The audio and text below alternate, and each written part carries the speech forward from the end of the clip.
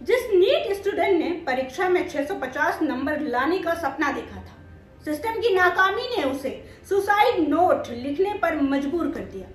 पिता का कर्ज टूट गया, माँ की उम्मीदें बिखर गई, पर क्या सिस्टम को कोई फर्क पड़ा?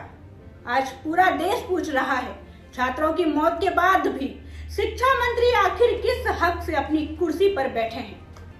आज से कुछ समय पहले 20 मई को नागपुर में नीट स्टूडेंट आकांक्षा चतुर्वेदी की खुदकुशी ने पूरे देश में खलबली मचा दी थी।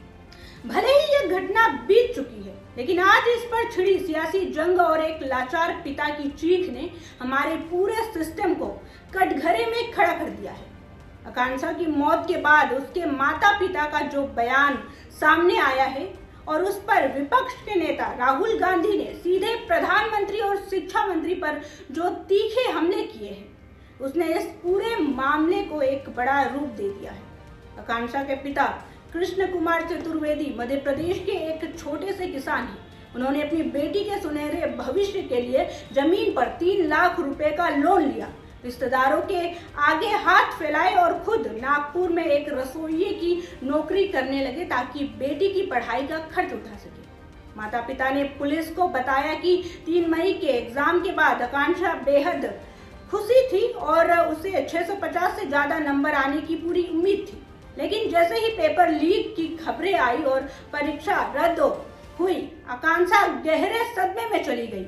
उसने खाना पीना छोड़ दिया। माता पिता के मुताबिक वो इस बात से टूट चुकी थी कि परिवार पर इतना बड़ा कर्ज है और वो दोबारा परीक्षा में वैसा प्रदर्शन कर पाएगी या नहीं, इसकी कोई गारंटी नहीं थी। लेकिन कहानी सिर्फ आकांक्षा तक ही सीमित नहीं है। नीट पेपर लीक विवाद और परीक्षा रद्द होने के बाद देश भर में कम से कम 14 छात्रों की आत्महत्या की खबरें सामने आ चुकी है। ये आंकड़े चीख चीख कर कह रही है कि सिस्टम की नाकामी बच्चों की जान ले रही है।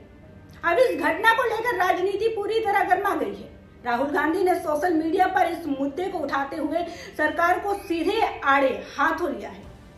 राहुल गांधी ने साफ शब्दों में कहा है कि आकांक्षा की मौत आत्महत्या नहीं, बल्कि यह मोदी जी की एक भ्रष्ट और टूटी हुई व्यवस्था की देन है। इतना ही नहीं, उन्होंने शिक्षा मंत्री धर्मेंद्र प्रधान पर सीधा निशाना साधते हुए सवाल किया है कि धर्मेंद्र प्रधान जी वो आज भी अपनी कुर्सी पर बने हुए हैं।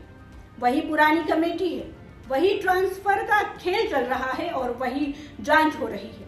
ना कोई सुधार हो रहा है और ना ही कोई न्याय मिल रहा है।